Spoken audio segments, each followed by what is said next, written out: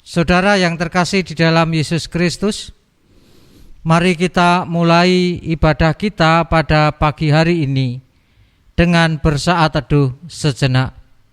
Dipersilakan untuk bersaat teduh.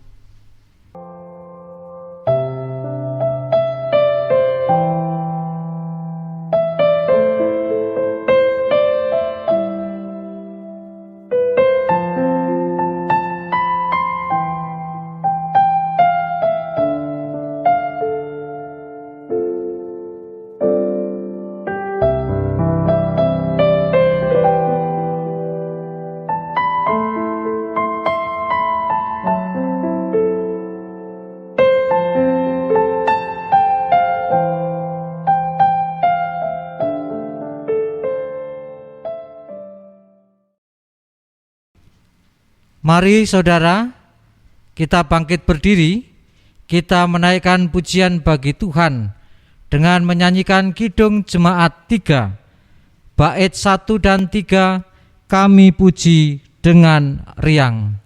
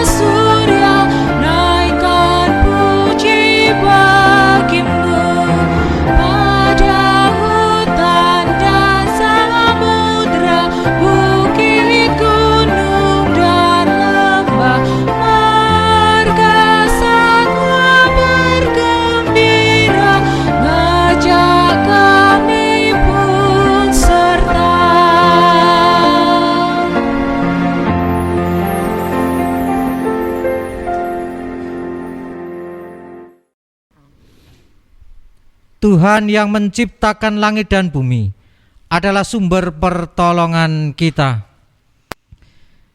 Kasih karunia dan damai sejahtera dari Allah Bapa kita dan Tuhan Yesus Kristus ada pada saudara sekalian.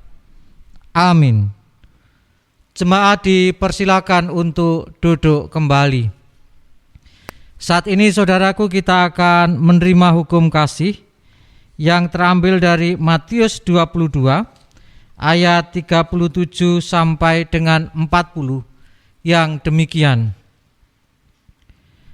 Jawab Yesus kepadanya, "Kasihilah Tuhan Allahmu dengan segenap hatimu dan dengan segenap jiwamu dan dengan segenap akal budimu. Itulah hukum yang terutama dan yang pertama. Dan hukum yang kedua yang sama dengan itu ialah, kasihilah sesamamu manusia seperti dirimu sendiri. Pada kedua hukum inilah tergantung seluruh hukum Taurat dan kitab para nabi." Saat ini kita diingatkan kembali akan kasih kepada Tuhan dan sesama. Dan marilah kita melihat diri kita, sejauh mana kita telah mengasihi Allah dan mengasihi sesama. Dan nyatanya saudaraku, kita belum dapat mengasihi Tuhan dengan sepenuhnya dan mengasihi sesama dengan semestinya. Oleh sebab itu marilah kita berdoa pribadi lepas pribadi kepada Tuhan, memohon pengampunan dari Tuhan dan memohon kekuatan dari Tuhan, supaya dapat melakukan kasih tersebut dalam kehidupan kita. Dipersilakan untuk berdoa pribadi lepas pribadi.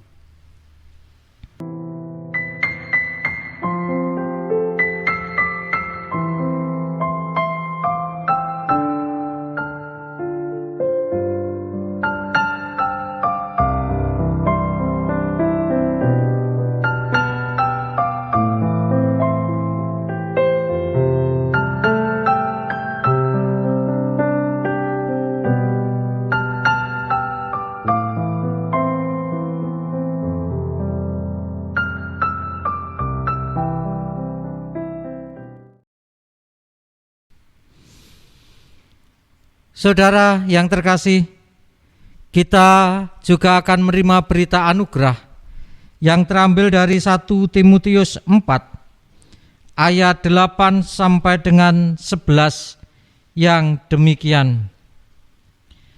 Latihan badani terbatas gunanya, tetapi ibadah itu berguna dalam segala hal, karena mengandung janji baik untuk hidup ini maupun untuk hidup yang akan datang. Perkataan ini benar dan patut diterima sepenuhnya. Itulah sebabnya kita berjerih payah dan berjuang, karena kita menaruh pengharapan kita kepada Allah yang hidup, Juru Selamat semua manusia, terutama mereka yang percaya. Beritakanlah dan ajarkanlah semuanya itu. Melalui berita anugerah yang kita terima saat ini, menyatakan kepada kita bahwa ibadah itu adalah sesuatu yang sangat berguna. Karena dengan kita beribadah kepada Tuhan, maka akan menjamin masa depan kita. Baik itu masa depan ketika kita di dunia, ataupun nantinya setelah tidak ada di dunia ini. Karena ibadah yang kita lakukan akan membangun iman kita.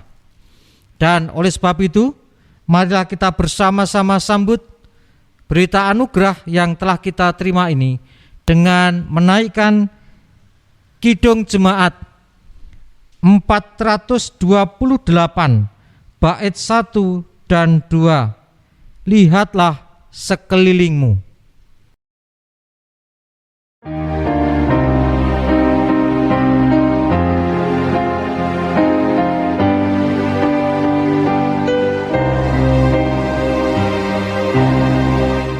Lihatlah sekelilingmu, pandanglah ke ladang-ladang yang menguning dan sudah matang untuk dituai. Lihatlah sekelilingmu, pandanglah ke ladang-ladang yang menguning dan sudah matang untuk dituai.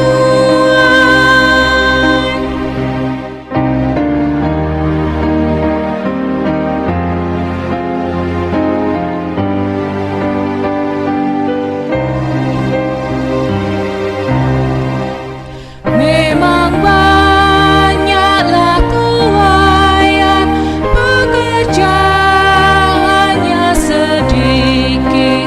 Minta Dia yang punya ladang mengirimkan penuai lagi. Lihatlah sekelilingmu, pandanglah ke ladang-ladang yang menguning dan sudah matang untuk dituai.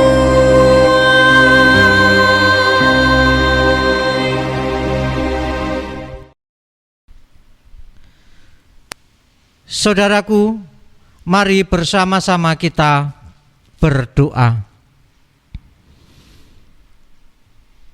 Kepada Allah pencipta langit dan bumi, dan Allah yang telah membebaskan kami dari segala dosa dan kesalahan, membebaskan kami dari kuasa iblis dan kuasa kegelapan, dan Allah yang telah memberikan keselamatan atas kami. Kami bersujud, kami bersyukur oleh karena karya-Mu yang Engkau nyatakan, oleh karena kasih-Mu yang agung yang Engkau berikan kepada kami dari hari lepas hari, dari dulu, sekarang dan selamanya.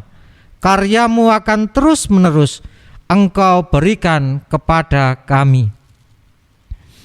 Dan kami memohon kepadamu supaya Engkau senantiasa memberikan kekuatan, memberikan penghiburan, dan menolong kami di tengah-tengah permasalahan hidup yang kami hadapi. Ketika kami saat ini masih ada dalam pandemi COVID-19, kami yakin Engkau hadir di tengah-tengah kami. Kami yakin Engkau berkarya, dan kami yakin semua terjadi oleh karena izin-Mu. Dan semua yang terjadi ini di dalam pandemi COVID-19 ini pasti ada maksud Tuhan, di mana untuk mendewasakan kami dan kami semakin dekat kepadamu. Tuhan, kiranya Engkau berkati segala upaya yang telah kami lakukan, supaya kami dapat keluar dari pandemi ini, supaya kami dapat hidup kembali normal seperti sedia kala. Engkau sembuhkan saudara-saudara kami yang sakit oleh karena terpapar COVID-19. Engkau juga sembuhkan saudara-saudara kami yang sakit oleh karena sakit penyakit yang lain. Engkau akan mencurahkan kuasa-Mu, Engkau akan menyembuhkan dan memulihkan. Kiranya Engkau juga menolong setiap kami ketika kami harus menjalin hubungan satu dengan yang lain. Kami harus berkomunikasi satu dengan yang lain. Dan di dalam pergaulan yang kami lakukan, kiranya terjadi pergaulan yang baik, pergaulan yang dapat menciptakan damai sejahtera untuk kami semua. Dan Engkau juga yang hadir di dalam kami jemaat Tuhan, khususnya GKJ Juwiring, yang masih harus berupaya untuk beribadah secara mandiri di rumah kami masing-masing. Tuhan tolong ibadah kami, supaya ibadah kami juga membangun kami di dalam iman kami kepada Yesus Kristus bersama-sama dengan keluarga kami masing-masing. Engkau juga Allah yang akan menolong kami di dalam kami melakukan tanggung jawab di dalam dunia ini, terlebih ketika kami harus bertanggung jawab di masa-masa pandemi COVID-19. Engkau tetap memampukan kami, memberikan keselamatan dan kesehatan atas kami. Engkau Allah yang senantiasa hadir dalam pergumulan hidup kami masing-masing. Engkau tahu apa yang kami pergumulkan, Engkau tahu apa yang kami harapkan, dan kami yakin dan percaya segala sesuatunya Engkau jadikan indah tepat pada waktunya. Engkau akan menolong setiap kami. Dan saat ini ya Tuhan, kami akan mendengarkan firman-Mu. Tuhan berfirman bagi kami dan kami akan mendengar. Di dalam kasih Kristus kami berdoa. Amin. Saudara yang terkasih di dalam Yesus Kristus, kita akan menerima firman Tuhan yang terambil dari Markus 7 ayat 1-8, 14-15 dan ayat 21-23. Yang demikian firman Tuhan.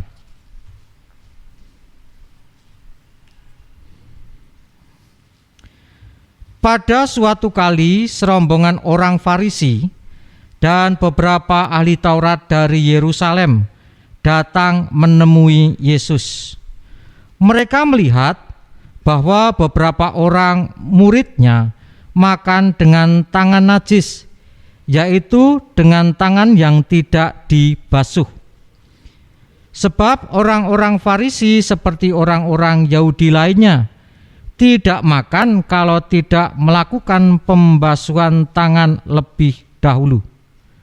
Karena mereka berpegang pada adat istiadat nenek moyang mereka. Dan kalau pulang dari pasar, mereka juga tidak makan kalau tidak lebih dahulu membersihkan dirinya. Banyak warisan lain lagi yang mereka pegang, umpamanya hal mencuci cawan, kendi, dan perkakas-perkakas tembaga. Karena itu orang-orang Farisi dan ahli-ahli Taurat itu bertanya kepadanya, "Mengapa murid-muridmu tidak hidup menurut adat istiadat nenek moyang kita, tetapi makan dengan tangan najis?" Jawabnya kepada mereka, "Benarlah nubuat Yesaya tentang kamu, hai orang-orang munafik, sebab ada tertulis, bangsa ini memuliakan aku dengan bibirnya, padahal hatinya jauh daripadaku. Percuma mereka beribadah kepadaku, sedangkan ajaran yang mereka ajarkan ialah perintah manusia. Perintah Allah kamu abaikan untuk berpegang pada adat istiadat manusia."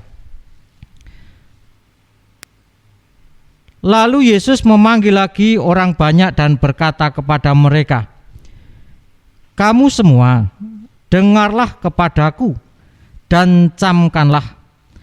Apapun dari luar yang masuk ke dalam seseorang tidak dapat menajiskannya, tetapi apa yang keluar dari seseorang itulah yang menajiskannya. Sebab dari dalam, dari hati orang, timbul segala pikiran jahat, percabulan, pencurian, pembunuhan, perzinahan, keserakahan, kejahatan, kelicikan, hawa nafsu, iri hati, hujat, kesombongan, kebebalan. Semua hal-hal jahat ini timbul dari dalam dan menajiskan orang." Berbahagialah setiap orang yang mendengar firman Tuhan dan memeliharanya. Haleluya.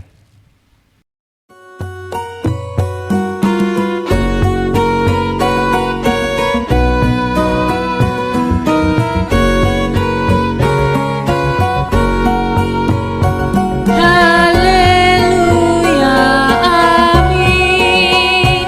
Haleluya, amin. Haleluya, amin. Haleluya,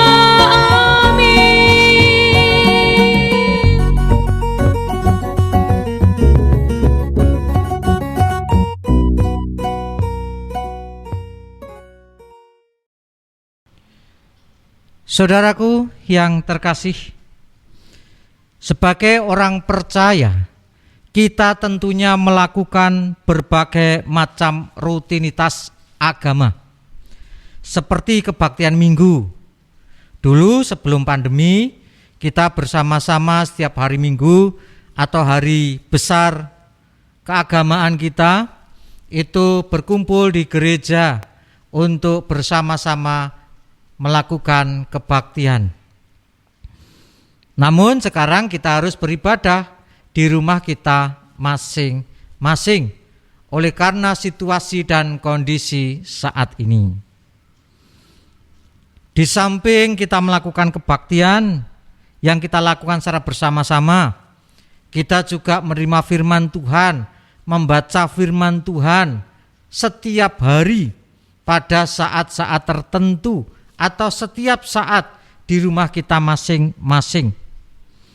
Kita merenungkan firman Tuhan dan kita juga berdoa. Dan itu yang biasanya kita sebut dengan ibadah.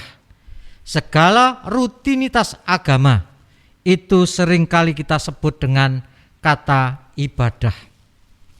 Namun apakah ibadah itu hanya cukup sampai dalam rutinitas keagamaan yang kita lakukan seperti kebaktian, seperti berdoa, membaca firman Tuhan dan merenungkannya?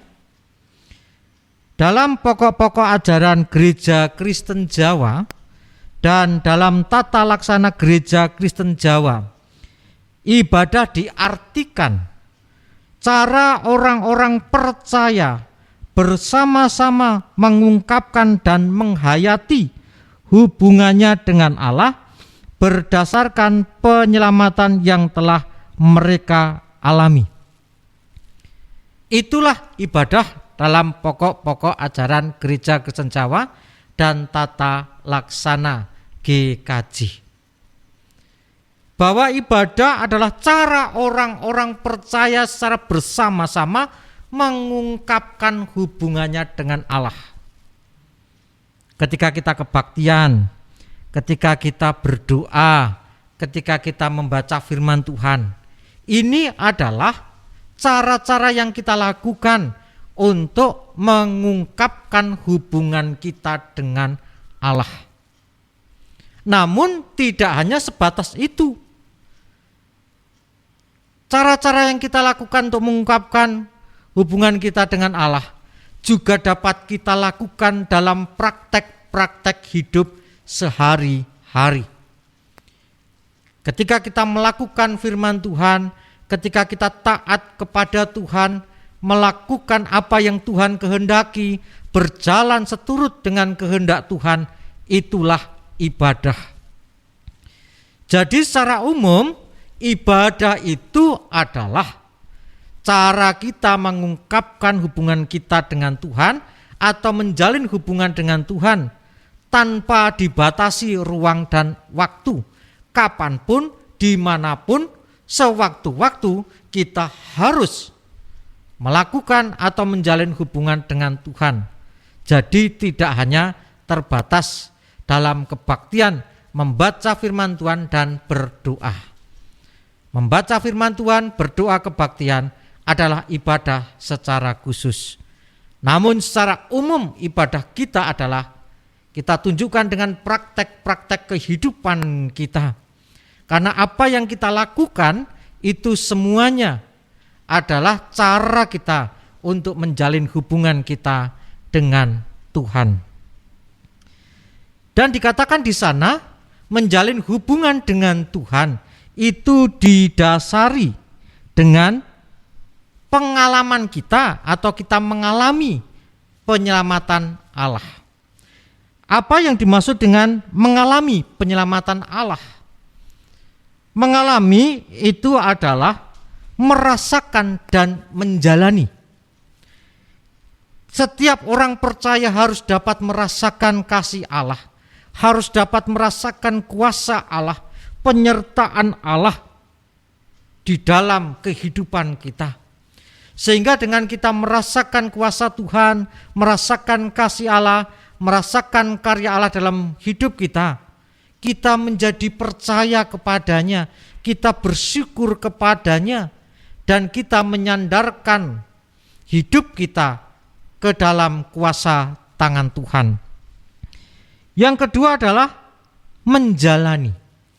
Setiap orang percaya harus menjalani hidup dalam penyelamatan Allah. Artinya setiap orang percaya harus mampu dan mau untuk hidup sesuai dengan firman Tuhan, sesuai dengan yang Tuhan kehendaki. Karena hidup dalam penyelamatan Allah berarti kita menerima keselamatan itu dan kita hidup dalam penyelamatan. Artinya hidup dalam kekudusan. Karena kita yang sudah telah berdosa dikuduskan, diselamatkan, maka harus hidup sesuai dengan perintah Allah, hidup dalam penyelamatan. Saudaraku yang terkasih, dalam Markus 1 ayat 8, Markus 7 ayat 1 sampai 8, kemudian 14, 15, 21 sampai 23 dikisahkan adanya serombongan orang-orang Farisi dan beberapa ahli Taurat menemui Yesus. Dan ketika mereka bertemu dengan Yesus, mereka mendapati bahwa beberapa murid Yesus makan dengan tidak cuci tangan. Kemudian orang-orang Farisi ini dan ahli Taurat ini mengkritik dan menegur Yesus karena murid-murid Yesus itu makan dengan tidak membasuh tangan atau mencuci tangan. Mereka mengkritik berdasarkan dengan adat istiadat yang ada. Jadi orang-orang Yahudi itu kental sekali dengan adat istiadat, kental sekali dengan peraturan agama, peraturan adat istiadat. Dan peraturan adat istiadat, peraturan agama ini dibuat dan dilakukan supaya orang itu hidup dalam kebenaran dan kesucian. Nah, oleh karena adanya peraturan-peraturan sampai sedetail mungkin, bahkan ketika mereka harus makan, ketika mereka harus mencuci perkakas, itu diatur dalam adat istiadat. Oleh karena apa yang dilakukan para murid ini kok tidak sesuai dengan adat istiadat, maka mereka menegur. Kemudian ketika Yesus menerima teguran, Yesus pun balik menegur orang-orang Farisi dan ahli-ahli Taurat dengan mengatakan bahwa mereka, orang Farisi dan ahli Taurat itu adalah orang-orang yang munafik. Nah, Yesus menegur ini bukan karena Yesus hendak mengelak, hendak membenarkan diri, hendak menyerang balik orang-orang Farisi dan ahli-ahli Taurat. Namun karena orang-orang Farisi dan ahli-ahli Taurat ini memang mereka suka melakukan adat istiadat, mereka suka melakukan peraturan agama.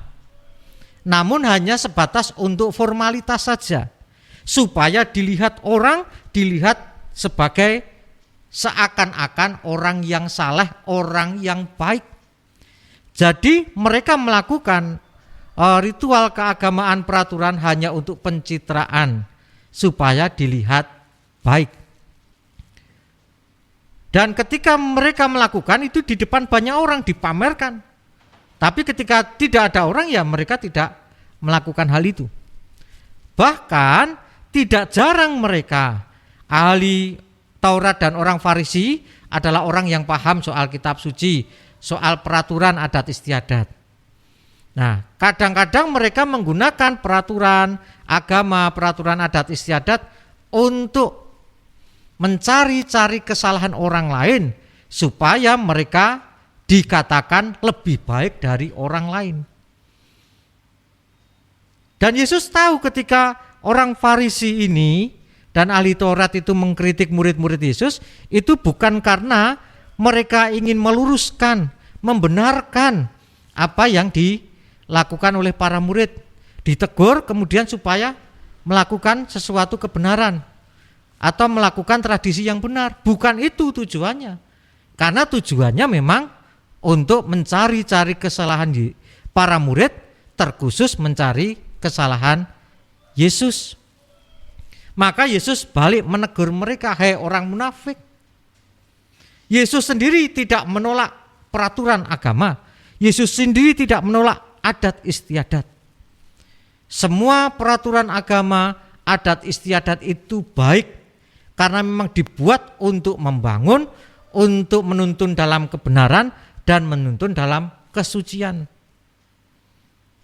Dan segala macam peraturan itu hendaknya dibuat berdasarkan hikmat Tuhan, bukan hikmat manusia. Digunakan untuk membimbing diri sendiri dan membimbing orang lain, bukan untuk menjatuhkan orang lain. Saudara yang terkasih di dalam Yesus Kristus, kemudian Tuhan Yesus melanjutkan dengan mengatakan bahwa segala sesuatu dari luar yang masuk ke dalam itu tidak menajiskan. Yang dimaksud Yesus ini bukan soal makanan, meskipun konteksnya pada waktu itu adalah orang-orang Farisi dan ahli Taurat menegur para murid Yesus yang sedang makan tidak membasuh tangan. Tapi apa yang dikatakan Yesus ini bukan soal makanan dan minuman yang masuk. Tetapi yang Yesus maksudkan adalah bahwa hati manusia itu bagaikan muara. Segala sesuatu itu dapat masuk ke dalam hati kita. Baik itu sesuatu yang jahat, baik itu sesuatu yang baik, itu bisa masuk ke dalam diri kita. Ketika hati kita dipenuhi sesuatu yang jahat, maka perkataan, perbuatan yang jahat pula yang akan keluar. Dan ketika hati kita dipenuhi oleh sesuatu yang baik, ya hanya perkataan dan perbuatan baik saja yang kita keluarkan. Yang Yesus maksudkan adalah ketika kita melakukan ritual-ritual keagamaan, hendaklah itu berasal dari dalam diri kita. Supaya betul-betul kita ketika melakukan ritual keagamaan bukan dianggap kita menjadi orang baik karena ingin dianggap sebagai orang baik, tapi karena kita memang betul-betul ingin baik. Ketika kita melakukan ritual keagamaan, itu bukan sebagai pencitraan. Ketika kita melakukan ritual keagamaan, bukan karena kita ingin terlihat seakan-akan lebih baik dari orang lain, tapi karena memang aku ingin menjadi orang yang baik dan aku ingin menunjukkan bahwa diriku sebagai orang yang telah diselamatkan. Nah, saudaraku, seperti yang saya katakan, hidup kita ini adalah ibadah. Oleh sebab itu, supaya kita dapat beribadah dengan baik, bukan hanya soal ritual keagamaan yang kita lakukan di gereja, di dalam rumah kita, tetapi apapun yang kita lakukan sesuai dengan kehendak Tuhan, kita dapat melakukan dengan baik, maka kita harus memenuhi diri kita, hati kita dengan sesuatu yang baik, sehingga sesuatu yang baik pula yang akan kita keluarkan. Kita dapat menghayati ibadah kita, kebaktian kita, doa kita. Kita dapat menghayati akan firman Tuhan, dan kita dapat menjadi orang baik di tengah kehidupan kita, menjadi pelaku-pelaku firman yang baik. Seperti dengan judul khotbah kita saat ini adalah hati yang sangat beribadah. Penuhi hati kita dengan sesuatu yang baik, supaya kita dapat merasakan ibadah kita dan dapat menunjukkan ibadah kita di dalam seluruh kehidupan kita dengan baik. Tuhan Yesus memberkati. Amin.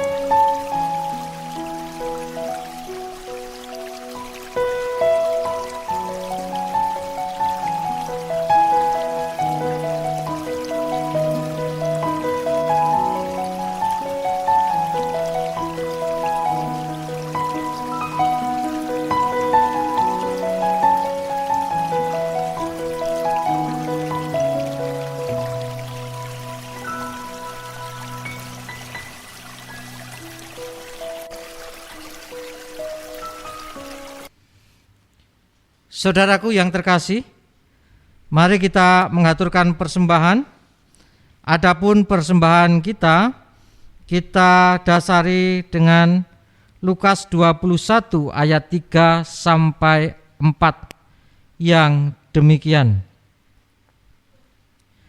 Lalu ia berkata, "Aku berkata kepadamu, sesungguhnya janda miskin ini memberi lebih banyak daripada semua orang itu.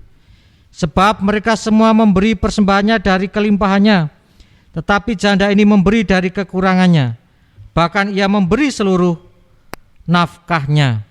Mari kita memberikan persembahan kepada Tuhan, yaitu memberikan seluruh hidup kita untuk menunjukkan sembah bakti kita, menunjukkan ibadah kita kepada Tuhan, yaitu dengan melakukan perbuatan-perbuatan yang baik, perbuatan-perbuatan yang mulia. Kita akan iringi persembahan kita dengan menaikkan Kidung Jemaat 367 bait 1 dan 2. Padamu Tuhan dan Allahku.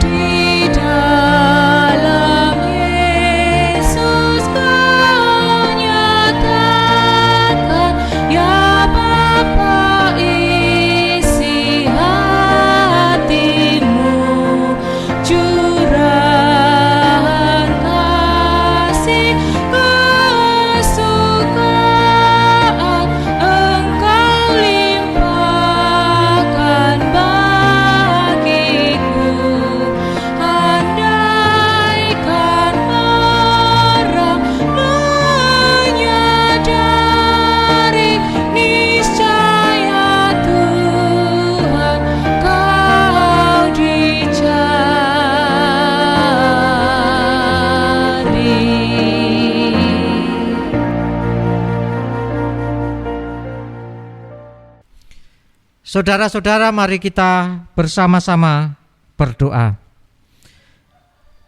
Tuhan, kami mengucap syukur bahwa Engkau telah memberikan pembelajaran bagi kami, bahwa ibadah kami bukanlah ibadah yang terbatas ruang dan waktu, bukan hanya di gereja ataupun di rumah, namun ibadah yang sesungguhnya adalah praktek-praktek kehidupan kami sehari-hari. Oleh sebab itu, mampukanlah kami mengisi hati kami dengan sesuatu yang baik, sehingga kami dapat beribadah di seluruh dan di sepanjang kehidupan kami, dengan kami melakukan praktek-praktek firman yang Engkau ajarkan kepada kami di dalam setiap langkah kami, dan kami melakukan kebaikan-kebaikan untuk menunjukkan ibadah kami yang sesungguhnya kepadamu. Dan saat ini kami mengaturkan persembahan sebagai wujud rasa syukur kami kepadamu. Terimalah, kuduskanlah dan mampukan kami memberikan yang terbaik untuk kemuliaan nama-Mu, dan memberikan seluruh hidup dan kehidupan kami untuk kemuliaan nama-Mu. Kami akan melanjutkan aktivitas kami, Tuhan beserta dengan kami. Tuhan beri keselamatan dan perlindungan atas kami. Di dalam kasih Kristus kami berdoa. Amin. Mari saudara, kita bangkit berdiri dan kita mengikrarkan pengakuan iman rasuli secara bersama-sama. Aku percaya kepada Allah, Bapa yang Maha Kuasa, Khalik langit dan bumi, dan kepada Yesus Kristus, anaknya yang tunggal Tuhan kita, yang dikandung daripada Roh Kudus, lahir dari anak darah Maria, yang menderita di bawah pemerintahan Pontius Pilatus, disalibkan, mati dan dikuburkan, turun ke dalam kerajaan maut. Pada hari yang ketiga, bangkit pula dari antara orang mati, naik ke surga, duduk di sebelah kanan Allah, Bapa yang Maha Kuasa, dan akan datang dari sana untuk menghakimi orang yang hidup dan yang mati. Aku percaya kepada Roh Kudus, gereja yang kudus dan am, persekutuan orang kudus, pengampunan dosa, kebangkitan daging dan hidup yang kekal. Terimalah berkat Tuhan. Kasih karunia Tuhan Yesus Kristus dan kasih Allah dan persekutuan Roh Kudus menyertai saudara kini dan selamanya. Amin.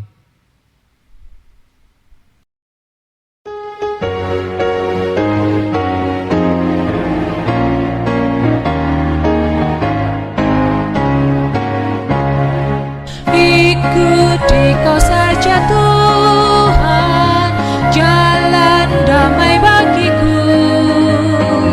Aku selamat dan sentosa hanya oleh darah-Mu. Aku ingin ikuti kau dan mengabdi padamu. Dalam Dikau juru selamat, ku bahagia penuh.